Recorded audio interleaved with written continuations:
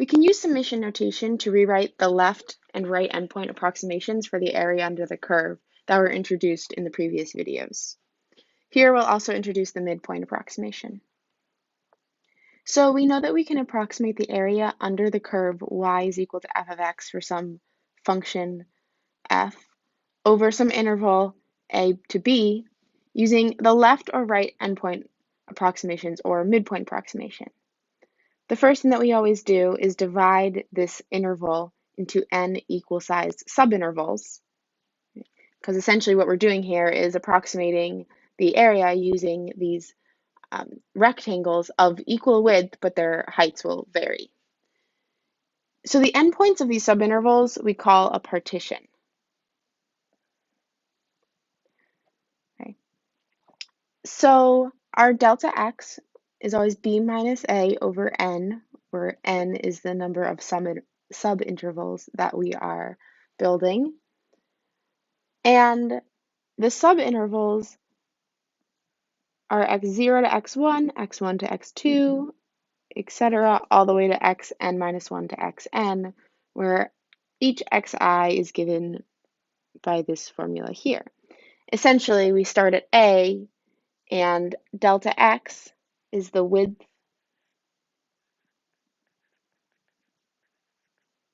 of each subinterval.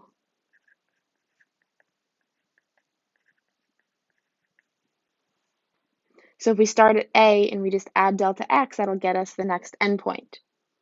And that will be the right endpoint of that leftmost subinterval, but it will be the left endpoint of the next subinterval.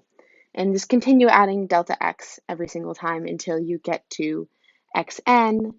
And note that x0 will always be equal to a, and xn will always be equal to b. Okay. So that gives this partition here. So again, the partition, we're just dividing this interval into equal-sized subintervals, and the partition just tells us the endpoints of those subintervals.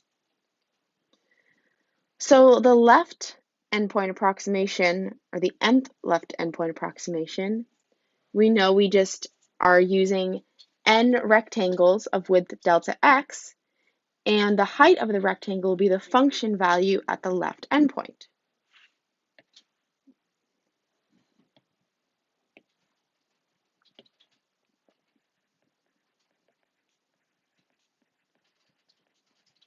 So the width of the rectangle is delta x, and the height, as we've seen before,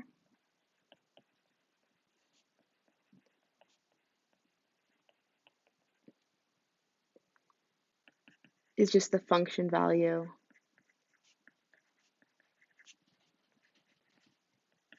at the left endpoint of the subinterval.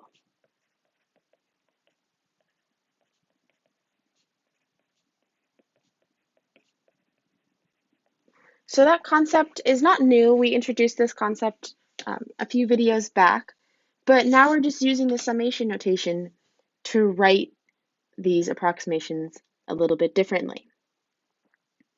So we know that with these approximations, since we're just calculating the area of a rectangle, we just multiply the width by the height, and the width is always constant, in this case at least, but the height varies and depends on the left endpoint of the subinterval. So that means that we start at the leftmost endpoint of the first subinterval, which is x0, the next left endpoint of the next subinterval, which would be x1, all the way to the last left endpoint, which is xn minus 1. Okay, so here we're summing over I, where I is ranging from 0 to n minus 1.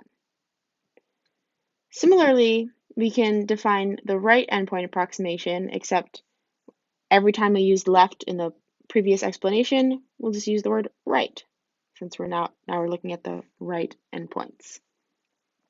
So writing this in summation notation, we are just summing from when I is equal to 1 to n, because this includes the right endpoints of each of these subintervals. So the midpoint approximation is very similar to the left and right endpoint approximations, except here we're going to get the height of the rectangle from the function value at the midpoint of each subinterval.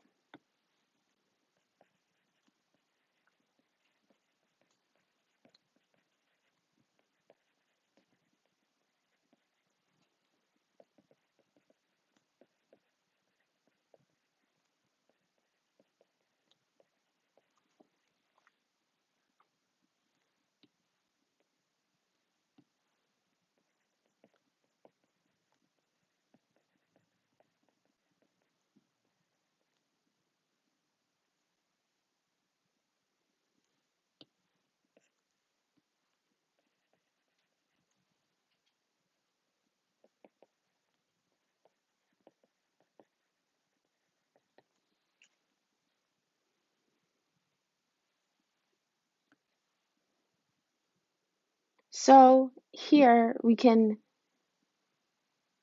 that the midpoint of the ith subinterval will just be xi plus xi minus 1 over 2. Right, so the midpoint of the first subinterval is just 1 plus x0 over 2. Okay. And we'll follow the exact same process as we did for the left and right endpoints. Right, so we just have the width of the rectangle times the height of the rectangle, and we're summing over all n rectangles, so from I equals 1 to n. So we can use different approximations to get the area under the curve. One thing that we could do is maybe not use rectangles all of the same width. So in that case, this delta x would vary. But we could still do the exact same process. We would still partition the interval into smaller subintervals. They would just be subintervals of different sizes.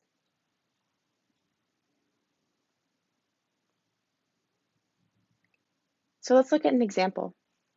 Let's consider the function x squared, and let's see if we can approximate the area under the curve on the interval -4 to 6. And let's use the right endpoint approximation with 5 subintervals, the left endpoint approximation, and the midpoint approximation, all with 5 subintervals. So the first thing we should do is find our delta x and find our partition.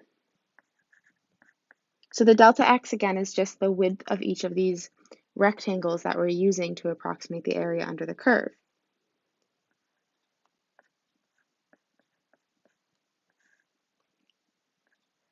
And if we're going to separate the interval -4 to 6 into 5 subintervals of equal size, we'll just find the length of this interval and divide it by 5 to find the length of each subinterval. So our delta x is 2. Okay, that means the width of all of these rectangles we're using to approximate the area is going to be 2. That's also the length of each of our subintervals.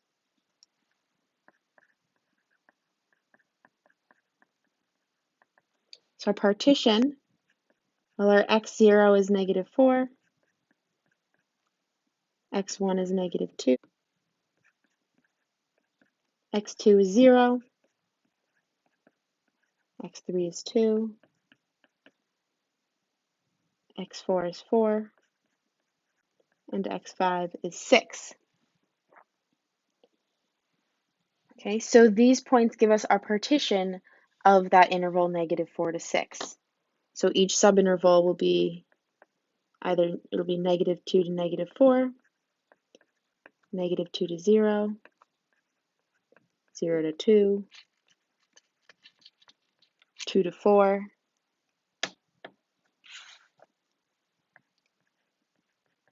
and 4 to 6.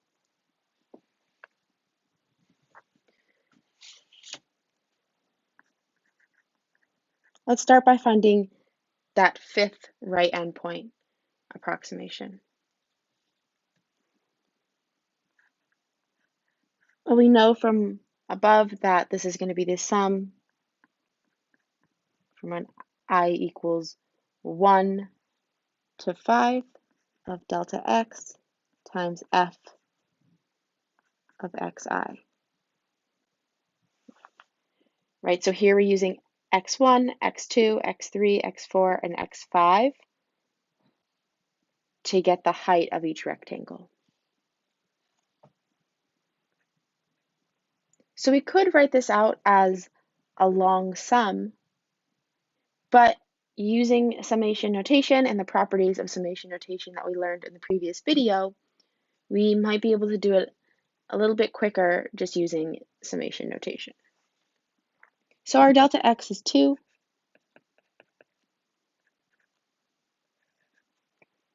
And our function is x squared. So we have xi squared. But we might actually be able to write xi in terms of I.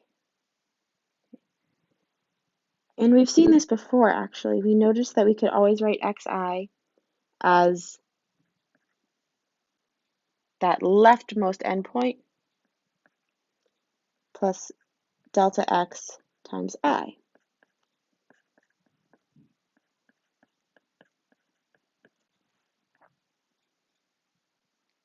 So now, instead of writing it as xi squared, I can write it as negative 4 plus 2i squared.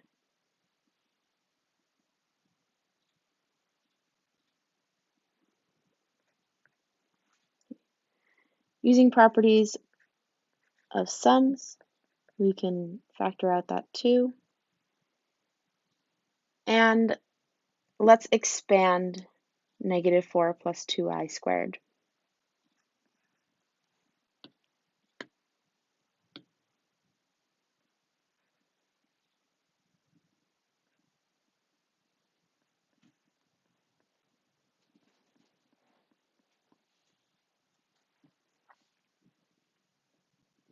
So recall in the previous video, we actually worked through examples of finding or evaluating sums of this form. Okay, so this shouldn't be too much of a problem.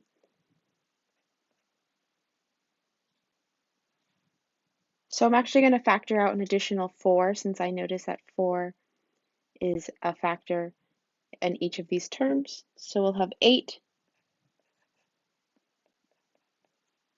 times the sum as I ranges from 1 to 5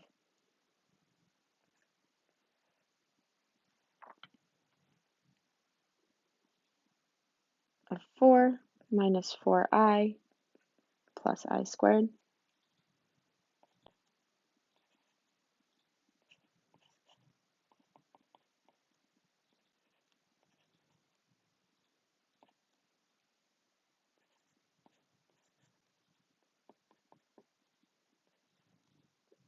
And now I can just separate it into 3 sums.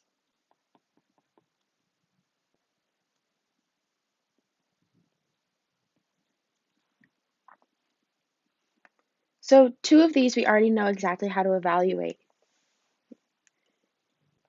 This leftmost sum, we just have 8 times 4 times 5, right? Because we're adding up 4 5 times.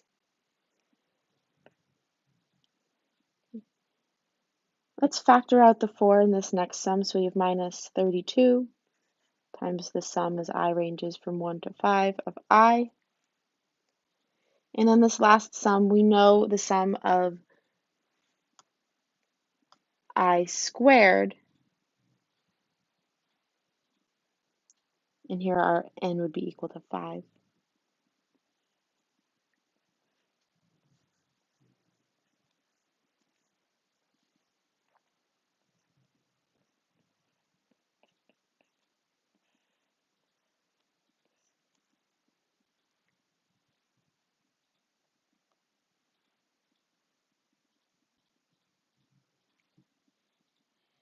So now we can evaluate this last sum and simplify.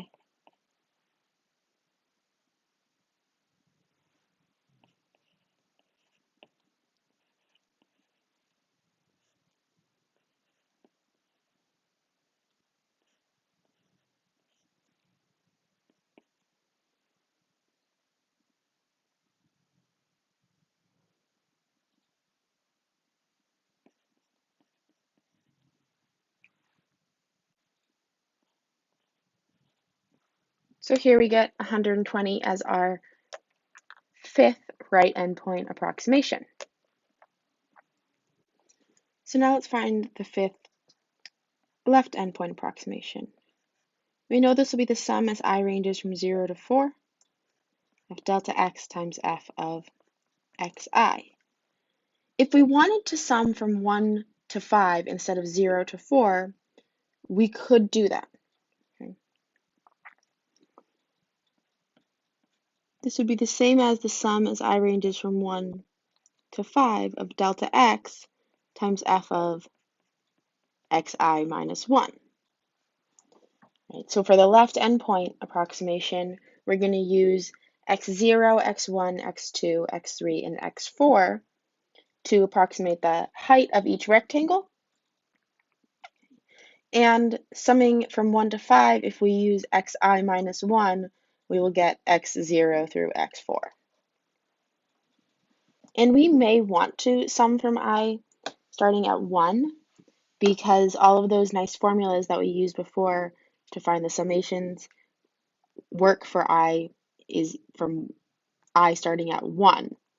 Won't make a big difference for I squared, I cubed, and just I, but it will for the constants, right? So for example, when we found this fifth right endpoint approximation, we had to find the sum of just 4 as I ranges from 1 to 5, which we know will just be 4 times 5, but if I starts at 0, we have to make sure that we include that extra 4, and sometimes starting at I being equal to 1, we don't really have to think about that extra step, which is really easy to miss. So what do we get? We have the sum as I ranges from 1 to 5 of 2 times negative 4 plus 2 I minus 1 squared.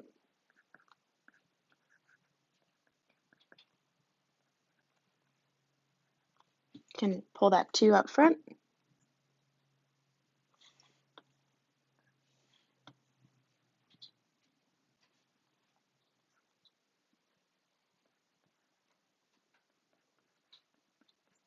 This simplifies to just negative 6 plus 2i squared, which we can expand. So we have 2 times the sum, it's I ranging from 1 to 5, of 36 minus 24i plus 4i squared.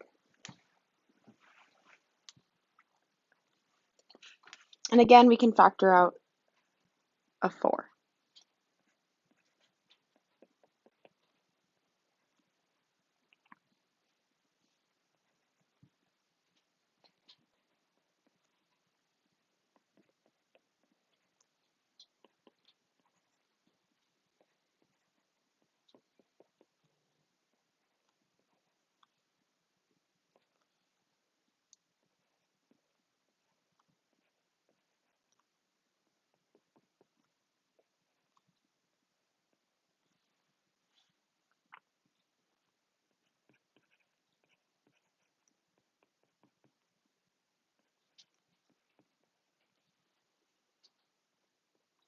Okay, so now that we've split it into 3 different sums, we can use those nice formulas from the previous video to find each of these sums. So we'll have 8 times 9 times 5 minus 8 times 6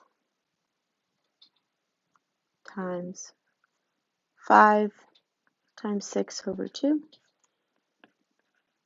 plus 8 times 5 times 6 times 11 over 6. So when we evaluate this, we just get 80. So we would expect that the actual area under the curve would be somewhere in between the left and the right endpoint approximation. Now this isn't always true. It doesn't have to be in between the left and right endpoint approximations, but it tends to be. So we can also find a midpoint approximation. First, let's find the midpoint for every subinterval.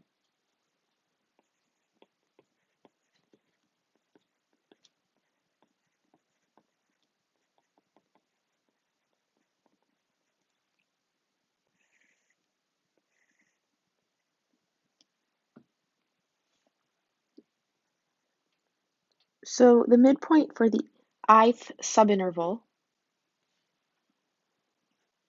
we know it's just going to be xi plus xi minus 1 over 2. And we want to find this out in terms of I. So we have -4 plus 2i plus -4 plus 2i minus 1.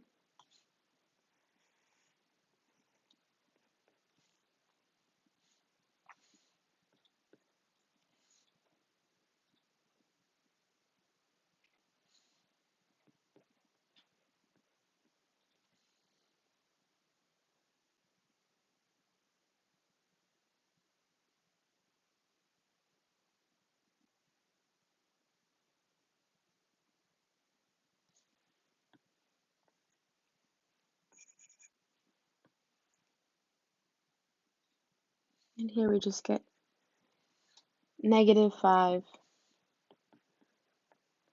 plus 2i. It's not right. Plus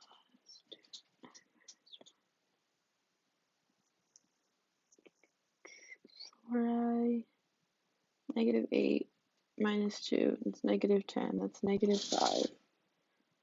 And that's right.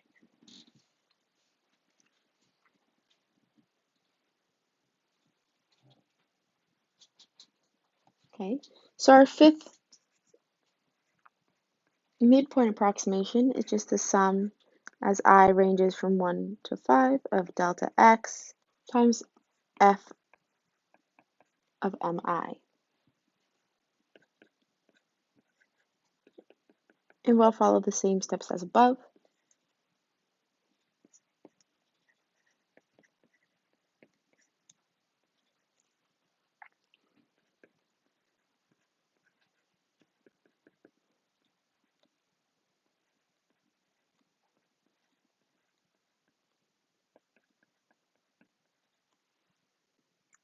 And now we can separate it into 3 sums.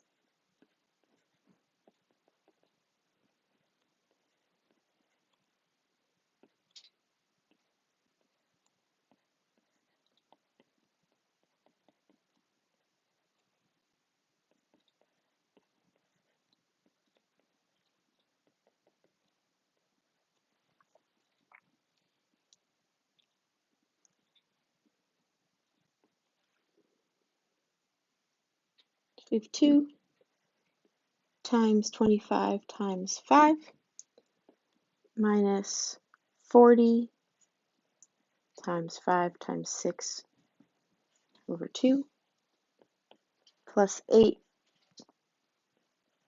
times 5 times 6 times 11 over 6.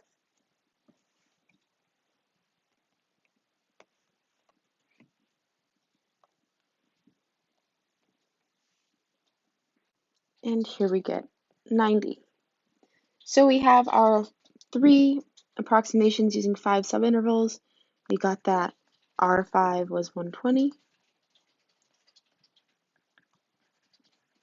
L5 was 80, and M5 is 90.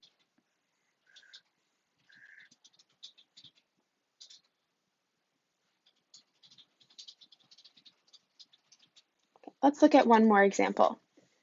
We're going to consider the function 1 minus 2x, and we're going to try to approximate the area under the curve on the interval -3 to 0.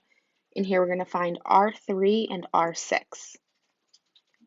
We're then going to compare these approximations to the exact area, which we'll find geometrically.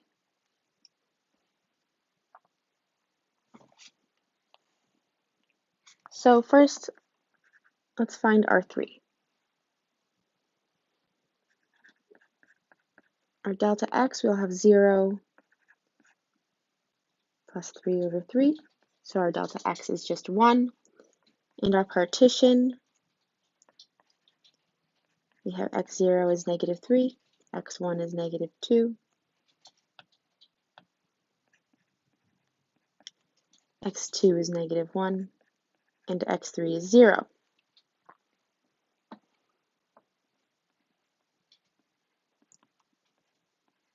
R3 is the sum over I as I ranges from 1 to 3 of delta x times f of xi. Now recall here we can write xi as -3 plus delta x times I. So that's just -3 plus I.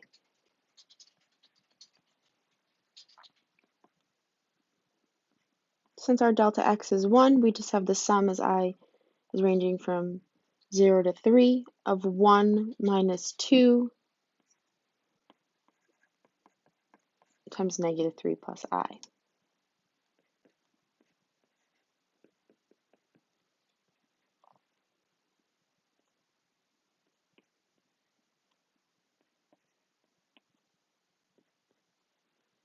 So here we have the sum of 7 as I ranges from 1 to 3, which will just be 3 times 7, minus 2 times the sum of just I as I ranges from 1 to 3.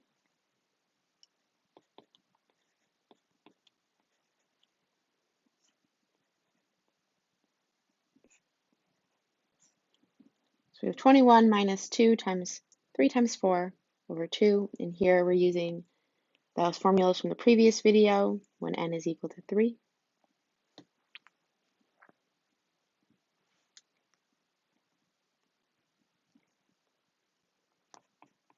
And we get 9.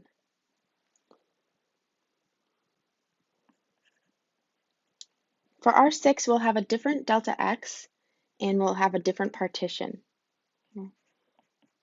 Our delta x will be 1/2 and our partition will be xi, which is -3 plus I over 2. So R6 is equal to the sum as I is ranging from 1 to 6 of delta x times f of xi.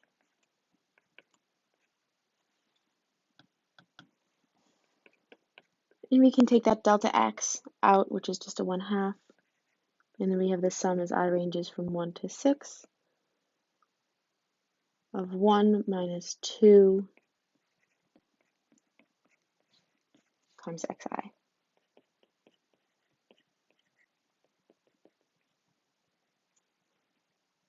So here we have 1 plus 6 minus I.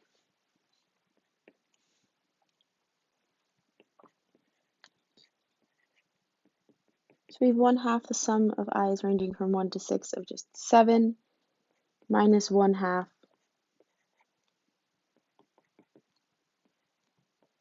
the sum of I.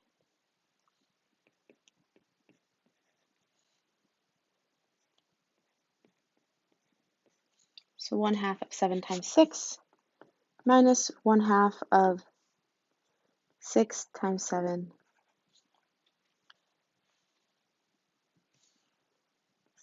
over 2. So here we evaluate R6 to be 10.5. Notice that R3 and R6 aren't too far off. And now let's see how they compare to the exact area. So we can't always find the exact area geometrically, but in this case we can.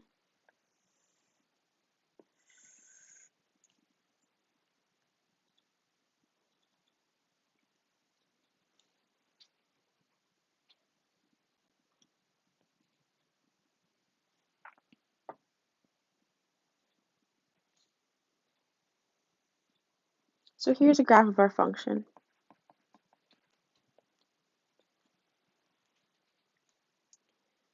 And we want to find the area under the curve from -3 to 0.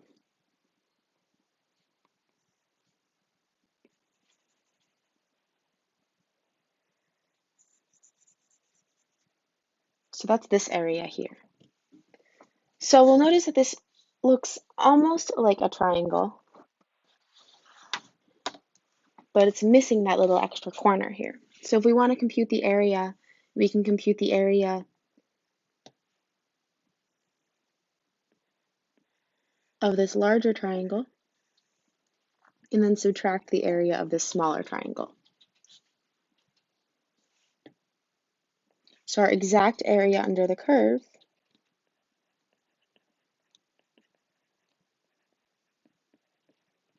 well, first we should figure out the area of each triangle.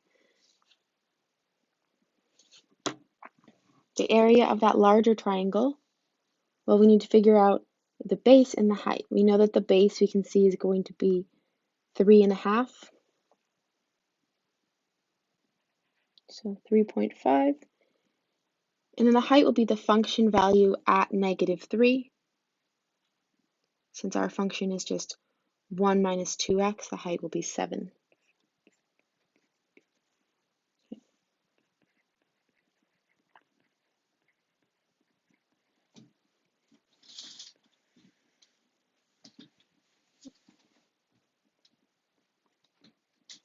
And then we multiply a half since it's 1/2 times base times height. The small triangle,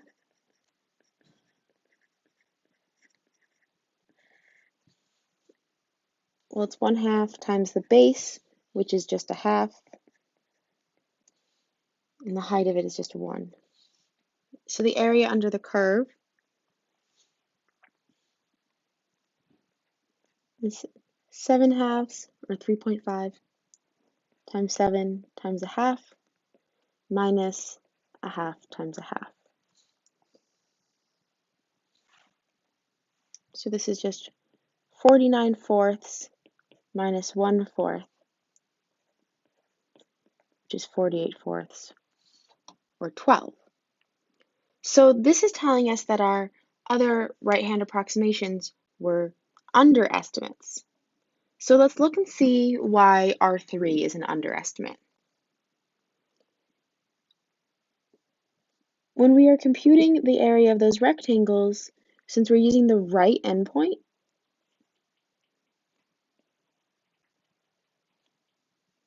and the function is decreasing,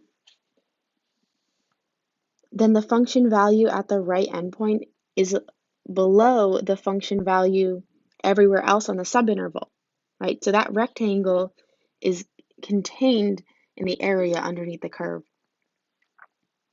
Okay, so the area of the rectangle is less than the area under the curve.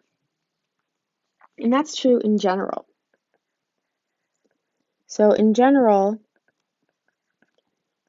if f is a decreasing function, or if it's at least decreasing on the interval a to b, then any right-hand approximation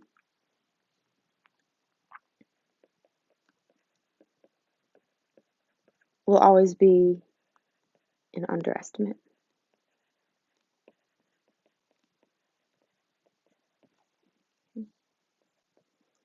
But our left approximation will always be an overestimate.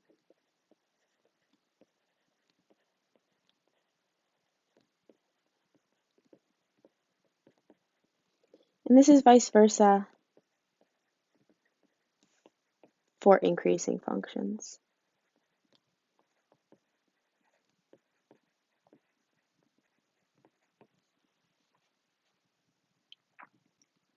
So try this out. Consider the function x plus 2. Approximate the area under the curve on the interval 0 to 6 by finding L4, R4, and M4. Write your answer in summation notation and then evaluate. And for a little bit of extra fun, find the exact area geometrically the same way we did here and compare it to your approximations. You'll notice it should follow this general rule we just described, but you should just confirm that when you try this example.